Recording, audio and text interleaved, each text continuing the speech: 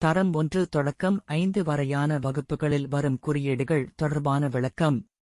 Subscribe செய்யுங்கள். அண்ணனும் தங்கையும் பூங்கா ஒன்றை சுற்றிப் பார்க்கச் சென்றார்கள். பூங்காவில் பல குறியீடுகள் கொண்ட பலகைகள் காட்சிப்படுத்தப்பட்டுள்ளன. இந்த குறியீடுகள் கொண்ட பலகைகள் போடப்பட்டுள்ளதே, இது எதற்கு அண்ணா?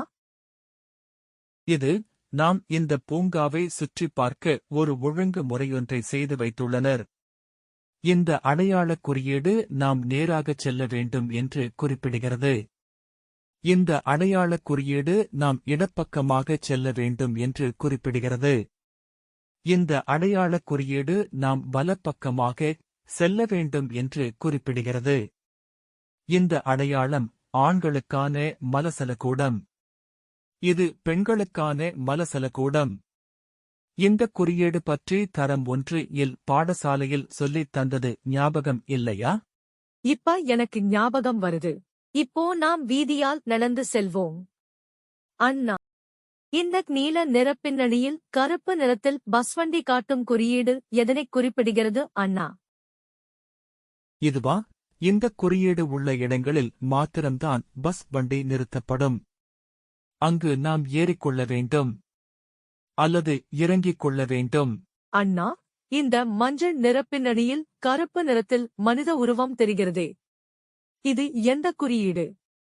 இது மனிதர்கள் வீதியை கடந்து செல்லும் இடம் முன்னால் உள்ளது.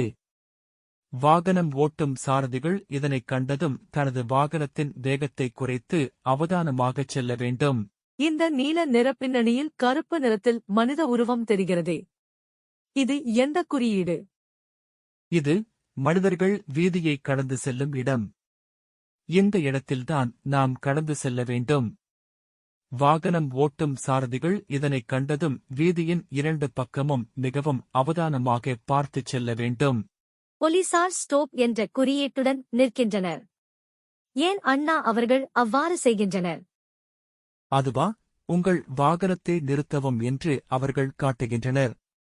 அவ்வாறு காண்பித்தால் நாம் அவ்விடத்தில் போய் நிற்க வேண்டும். சில நேரம் வேறு வழியால் செல்லுங்கள் என்பர். சில நேரம் நமது வாகனத்தை பரிசோதிப்பார்கள். மஞ்சள் நிற பின்னணியில் கருப்பு நிறத்தில் 2 சிறுவர்கள் உள்ள குறியீடு தெரிகிறதே, இது எந்த குறியீடு? இதுவா? இது முன்னால் சிறுவர்கள் வீதியை கடக்குமிடம். அதாவது அந்த இடத்தில் பாடசாலை இருக்கும். அந்த இடங்களில் வாகனம் ஓட்டும் சாரதிகள் மிகவும் கவனமாகச் செல்ல வேண்டும். அவ்வாறே நாமும் மிகவும் கவனமாக வீதியை கடந்து செல்ல வேண்டும். இந்த குறியீடு எதனைக் குறிக்கின்றது அண்ணா? இதுவா? இந்த குறியீடு இந்த இடத்தில் வைத்தியசாலை உள்ளது என்பதைக் குறிக்கும். இதுவா? இந்த இடத்தில் வாகனம் ஒலி எழுப்பக்கூடாது. அதாவது ஹோன் அடிக்க வேண்டாம் எனக் குறிப்பிடுவது. இந்த குறியீடு பாடசாலை, போலீஸ் நிலையம், வைத்தியசாலை, நீதிமன்றம் போன்ற இடங்களில் இருக்கும். அது சரி. இந்த குறியீடு தரம் 2 இல் பாடசாலையில் சொல்லித் தந்தது ஞாபகம் இல்லையா? இப்ப எனக்கு ஞாபகம் வருது.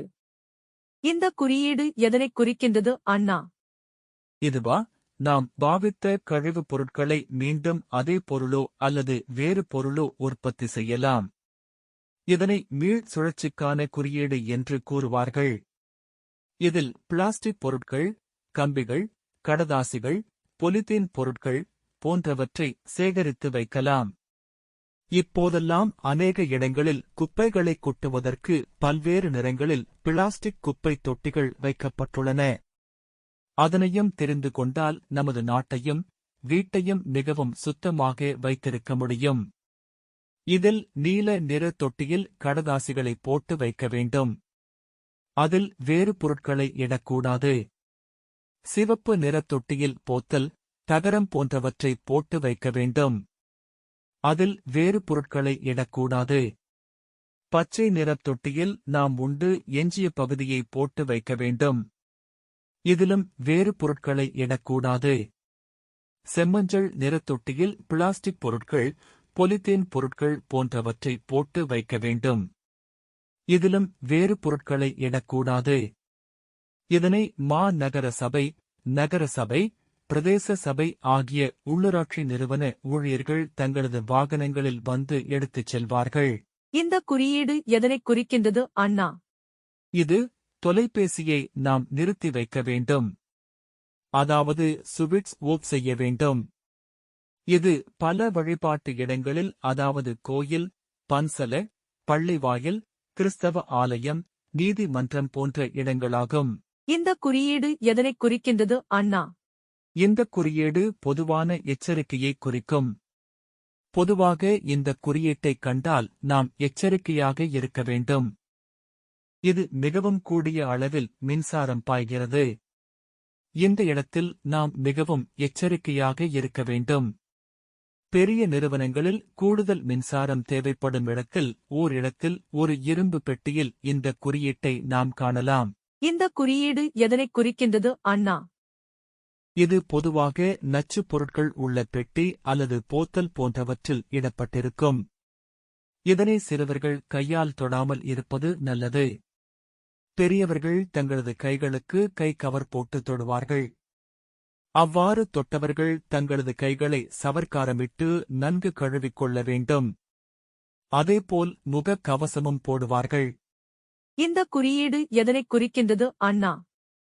இது பெட்டிகளில் உள்ள பொருட்களை வைத்து இந்த குறியீடு இருக்கும்.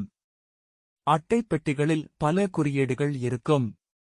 அவை ஒவ்வொன்றாக நான் சொல்லித் தருகின்றேன். கவனமாக கேட்டுக்கொள். இது பெட்டியின் உள்ளே உடையும் பொருள் உள்ளது. அதாவது தொலைக்காட்சி பெட்டி, சலவை இயந்திரம், குளிர்சாதன பெட்டி, கண்ணாடி பொருள்கள் போன்றன இருக்கலாம். ஆகவே இதனை தூக்கிச் செல்பவர்கள் மிகவும் கவனமாக கையாள வேண்டும். அடுத்து, இந்த அடையாளம் பொருள் தண்ணீரில் நனையாமல் பார்த்துக் கொள்ள வேண்டும். தண்ணீரில் நனைந்தால் பாதுகாக்க முடியாது போகும். உணவுப் பொருட்கள், தொலைக்காட்சி பெட்டி, சலவை இயந்திரம், குளிர்சாதன பெட்டி போன்றன இருக்கும். இந்த குறியீடு குறிப்பது பெட்டியின் மேல் பக்கம் என்ற கருத்தை நமக்கு விளக்குகிறது. சில பொருட்களை முறையாக வைப்பதற்கு இந்த குறியீடு உதவுகிறது. இந்த குறியீடு குறிப்பது கவனமாக கையாள வேண்டும். அதில் உள்ள பொருள் உடையலாம் அல்லது வெளியே கொட்டப்படலாம். அண்ணா, இப்போ கடும் வெயிலாக இருக்கிறது. நாம் குளிர்பானம் ஒன்று வாங்கி அருந்துவோம். இந்த குறியீடு எதனைக் குறிக்கின்றது அண்ணா? இந்த குளிர்பான போத்தலிலும் சிவப்பு, செம்மஞ்சள், பச்சை என்று சுட்டுத்தாளில் தரம் பிரித்து அச்சிட்டுள்ளனர். ஏன் என்று தெரியுமா? இல்லை அண்ணா. சிவப்பு நிற இட்ட இந்த வட்டம் இந்த பானத்தில் சீனி அதிகம் சேர்க்கப்பட்டுள்ளது. செம்மஞ்சள் நிறவட்டம் மத்தியமமான அளவில் சீனி சேர்க்கப்பட்டுள்ளது. பச்சை நிறவட்டம் சீனி குறைவாக சேர்க்கப்பட்டுள்ளது. அப்படியானால் நாம் எதனை வாங்கிக் குடிக்க வேண்டும்? இப்போது பலருக்கும் சீனி, அதாவது சர்க்கரை வியாதி உள்ளதால் பச்சை நிறவட்டம் இடப்பட்ட குளிர்பான போத்தலை வாங்கிக் குடிப்போம். இவ்வாறான குளிர்பானங்களை எப்போதும் அருந்தக்கூடாது. எப்போதாவது ஒரு தடவை வாங்கிக் குடிக்கலாம். அவ்வாறே ஐஸ்கிரீம், கேக் போன்றவற்றையும் உண்ணலாம். அதோ தெரிகிறது அஞ்சல் அலுவலகம். அதனையும் பார்த்துவிட்டு வீடு செல்வோம். என்ன இங்கும் 3 நிறங்களில் பெட்டி வைக்கப்பட்டுள்ளது. இது ஒவ்வொரு பெட்டிக்கும் விரிவான விளக்கம் உண்டு. சிவப்பு நிறப்பெட்டி. இந்த பெட்டியில் நமது ஊர் தவிர நமது நாட்டில் உள்ள எல்லா ஊர்களுக்கும் அனுப்பும் கடிதம் இதில் இட வேண்டும். பச்சை நிறப்பெட்டி நமது ஊரில் உள்ளவர்களுக்கோ அல்லது நமது ஊரில் உள்ள அரசாங்க அலுவலகத்திற்கோ கடிதம் இட வேண்டும். நீல நிறப்பெட்டி. இதில் வெளிநாட்டுள்ளவர்களுக்கு அனுப்பும் கடிதம் இதில் இட வேண்டும். ஏன் எல்லா கடிதங்களையும் ஒரே பெட்டியில் இட்டால் என்ன ஆகும் அண்ணா? அப்படி போட்டால் தபால்காரர்களுக்கு கடிதங்களை தரம் பிரிப்பதில் சிரமம் ஏற்படும். ஆனால் உப அஞ்சல் அலுவலகங்களில் ஒரு சிவப்பு பெட்டி மாத்திரம் இருக்கும். அங்கு கடிதங்கள் குறைவாக இருப்பதால் தரம் பிரிப்பது சிரமமாக இருக்காது. மீள்சுழற்சிக்குட்படுத்தக்கூடிய அலுமினிய பொருட்கள். நம்மால் கழிவுக்குள்ளாக்கப்பட்ட அலுமினிய பொருட்களை இந்த அடையாளம் உள்ள தொட்டியில் சேகரித்து வைத்து உரியவர்களுக்கு கொடுக்கலாம். அவ்வாறே மீள்சுழற்சிக்குட்படுத்தக்கூடிய கண்ணாடி பொருட்கள். நம்மால் கழிவுக்குள்ளாக்கப்பட்ட கண்ணாடி பொருட்களை இந்த அடையாளம் உள்ள தொட்டியில் சேகரித்து வைத்து உரியவர்களுக்கு கொடுக்கலாம். இந்த அடையாளம் உள்ள இடங்களில் பிராணிகள் வீதியை கடக்கக்கூடும். சாரதிகள் மிகவும் அவதானமாக வாகனத்தை ஓட்டிச் செல்ல வேண்டும். இப்போதெல்லாம் பெரு நகரங்களில் வீதிப் போக்குவரத்து அதிகமாகியுள்ளது. அதனால் வாகனங்கள் செல்வதற்கு ஒரு ஒழுங்கு முறையை உலகத்தில் பயன்படுத்துகின்றனர். பெரு நகரங்களில் இவ்வாறான ஒளிச்சமிக்ஞை நாற்சந்தி அல்லது முச்சந்தி ஆகியவற்றில் வீதி ஓரத்தில் பொருத்தப்பட்டிருக்கும். இதில் சாரதிகள் சிவப்பு நிற விளக்கு எரியும்போது வாகனத்தை நிறுத்த வேண்டும். மஞ்சள் நிற விளக்கு எரியும்போது வாகனத்தை செலுத்த தயார் நிலைக்கு வர வேண்டும். பச்சை நிற விளக்கு எரியும்போது வாகனத்தை செலுத்திச் செல்லலாம்.